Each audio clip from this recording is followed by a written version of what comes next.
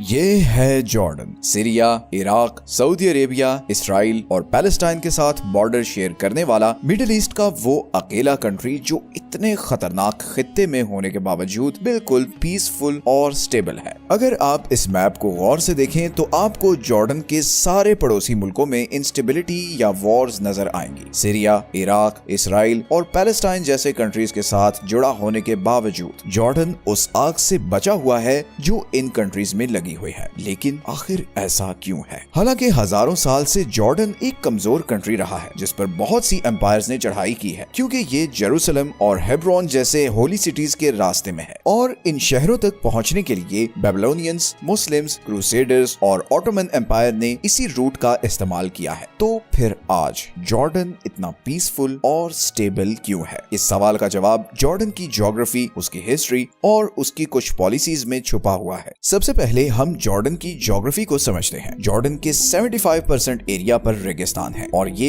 Middle east के खुश्क तरीन कंट्रीज में से एक है, जहां पर पूरे साल में 245 mm से भी कम बारिश होती है। जॉर्डन की सिर्फ 12% जमीन एग्रीकल्चर के काबिल है और इसीलिए उसका 70% फूड बाहर से इंपोर्ट होता है। जॉर्डन की 90% आबादी भी इस 12% जमीन में रहती है और बाकी सारा एरिया तकरीबन खाली ही है। जॉर्डन नेचुरल रिसोर्सेज के मामले में भी इतना खुशकिस्मत नहीं है। जहां पूरा मिडिल ईस्ट ऑयल और गैस रिजर्व से माला माल है, वहीं जॉर्डन में सिर्फ एक गैस फील्ड है जिससे जॉर्डन का सिर्फ एक ही पावर प्लांट चलता है। जॉर्डन की बाकी सारी एनर्जी सप्लाई बाहर से इंपोर्ट होती है। तो जियोग्राफिकली और रिसोर्स वाइज जॉर्डन शायद मिडिल ईस्ट का सबसे बदकिस्मत कंट्री है, मगर ये डिसएडवांटेज ही जॉर्डन को समवट सेफ भी बनाता है, क्योंकि जिस जगह कोई रिसोर्स ही नहीं तो वहां ग्लोबल सुपर पावर्स डायरेक्टली या इनडायरेक्टली क्यों इन्वॉल्व हों, जैसे सीरिया या इराक में हो रहा है। इसी तरह अगर हम जॉर्डन की हिस्ट्री देखें तो वो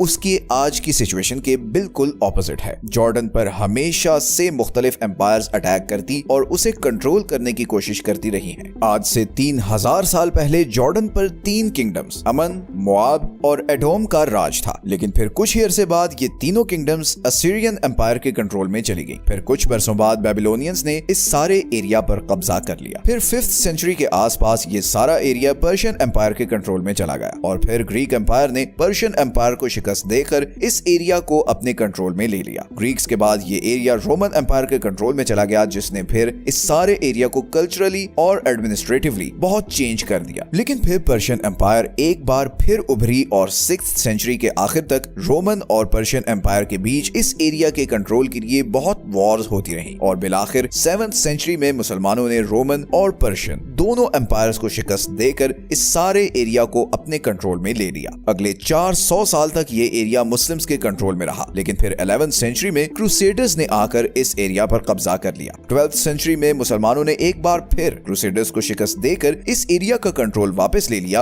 और 15th सेंचुरी तक ये एरिया इजिप्शियन ममलूक्स के कंट्रोल में रहा और फिर फाइनली 16th सेंचुरी में ये एरिया ऑटोमन एम्पायर के कंट्रोल में चला गया और 20th सेंचुरी तक ये सारा एरिया ऑटोमन एम्पायर के कंट्रोल में ही रहा। लेकिन ऑटोमन एम्पायर के दौर में एक प्रॉब्लम ये हुई कि ऑटोमन एम्पायर का इस एरिया पर कोई खास फोकस नहीं था, क्योंकि सिवाय इस चीज के कि यहाँ से जेरूसलम तक जाने का नेचुरल रूट था, उनके लिए ये एरिया तकरीबन यूजलेस था, बिकॉज ना तो यहाँ कोई एग्रीकल्चर था ना कोई बड़ा समुंदर लगता था। तो ऑटोमन एम्पायर ने यहाँ पर कोई खास डेवलपमेंट नहीं की, जिसकी वजह से लोकल्स में बहुत गुस्सा था और इसीलिए उन्होंने सन 1900, सन 1905 और 1910 में ऑटोमन एम्पायर के खिलाफ बगावत करने की कोशिश भी की, जिसे ऑटोमन्स ने बुरी तरह कुचल दिया। मगर लोकल जॉर्डेनियंस ने इस घाव को हमेशा याद रखा और वर्ल्ड वॉर 1 में उन्होंने ऑटोमन एम्पायर के खिलाफ ब्रिटिश एम्पायर का साथ दिया और जब वर्ल्ड वॉर 1 खत्म हुई तो जॉर्डन ब्रिटिश एम्पायर की ही कॉलोनी बन गया और 1946 तक ब्रिटिश कंट्रोल में ही रहा। 1946 में जॉर्डन ब्रिटिश कंट्रोल से आजाद हुआ और वर्ल्ड मैप पर एक इंडिपेंडेंट कंट्री के तौर पर सामने आया। अब जॉर्डन का नाम था हैशमाइट किंगडम ऑफ जॉर्डन और इसके बादशाह थे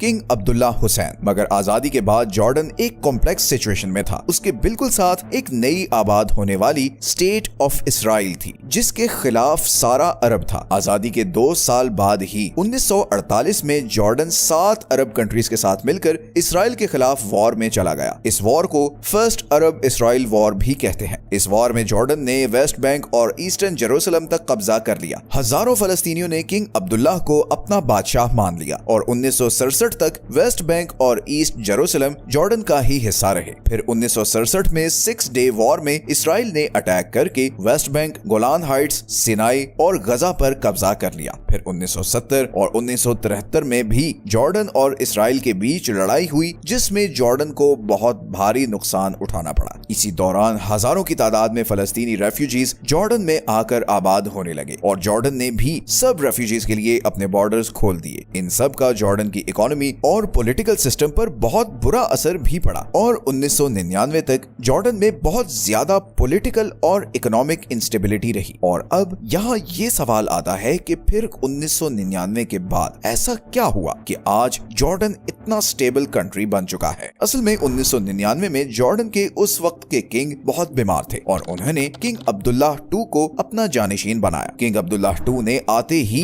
बहुत ड्रास्टिक स्टेप्स उठाने शुरू किए। सबसे पहले तो किंग अब्दुल्लाह ने अपने लोगों की सिक्योरिटी और वेलफेयर को सबसे प्रायोरिटी पर रख दिया और यही वजह है कि बारिश ना होने के बावजूद आज जॉर्डन के 99% लोगों को पीने का साफ पानी मिलता है। जॉर्डन का ह्यूमन डेवलपमेंट इंडेक्स 0.74 है, जो उसके कई पड़ोसियों से ज्यादा है। इसी तरह क्योंकि जॉर्डन की एक रिच हिस्ट्री है तो वहाँ बहुत सी हिस्टोरिकल जगह हैं जिनके जरिए किंग अब्दुल्ला ने टूरिज्म को प्रमोट करना शुरू किया। जॉर्डन का शहर Petra 7 wonders of the world में शामिल है। यहाँ पर जिस तरह पहाड़ों को तराश कर घर बनाए गए हैं वो लिटरली एक मिरेकल है। आज लाखों की तादाद में लोग यूरोप, अमेरिका और दूसरे एशियन कंट्री से सिर्फ टूरिज्म के लिए जॉर्डन आते हैं, लेकिन ऐसी हिस्टोरिकल जगह तो सीरिया और इराक में भी बहुत हैं, तो टूरिस्ट वहाँ क्यों नहीं जाते? इसका ऑब्वियस आंसर है इराक और सीरिया की law and order situation. Tourism के लिए सबसे इंपॉर्टेंट चीज होती है सेफ्टी एंड सिक्योरिटी। हर तरफ वॉर में घिरे हुए इस खित्ते में यही चीज इंश्योर करने के लिए किंग अब्दुल्लाह ने आते ही इसराइल के साथ पीस ट्रीटी साइन की। इसराइल के साथ फ्रेंडली रिलेशन रखने से जॉर्डन ऑटोमेटिकली यूके और यूएसए का भी एलाय बन गया और उसे उनसे फाइनेंशियल एड भी मिलने लगी, जिसको किंग अब्दुल्लाह अपने लोगों के वेलफेयर पर खर्च करने लगा। लेकिन इसराइल के साथ पीस डील करना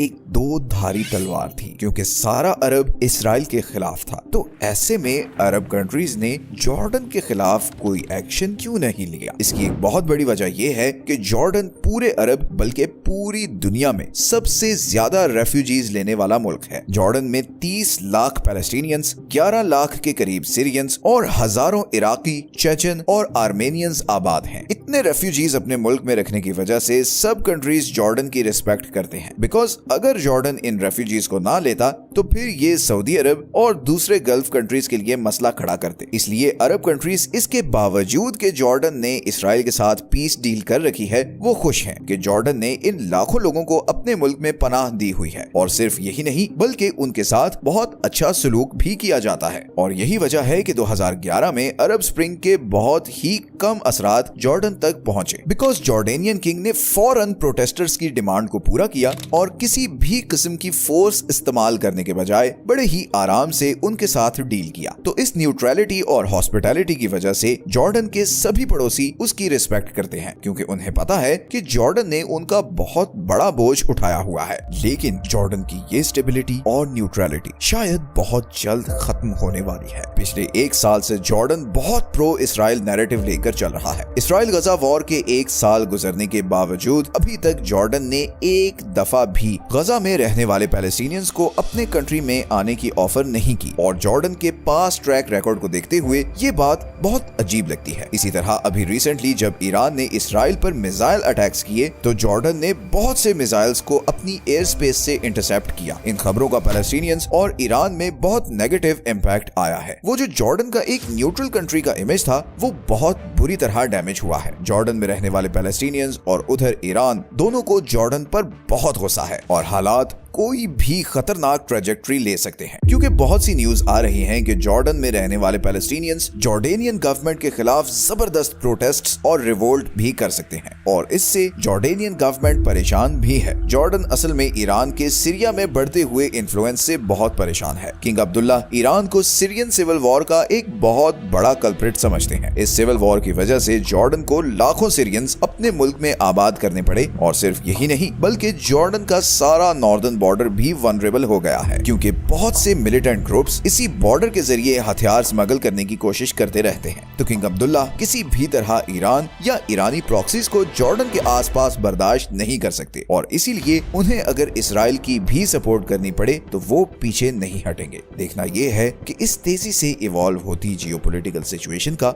जॉर्डन पर क्या इम्पैक्ट पड़ने वाला है, क्योंकि लग ऐसे रहा है कि मिडिल ईस्ट का सबसे स्टेबल कंट्री अब फाइनली किसी कॉन्फ्लिक्ट की तरफ बढ़ रहा है। मिलते हैं नेक्स्ट वीडियो में एक और इंटरेस्टिंग टॉपिक के साथ। अपना ख्याल रखें। अल्लाह हाफिज।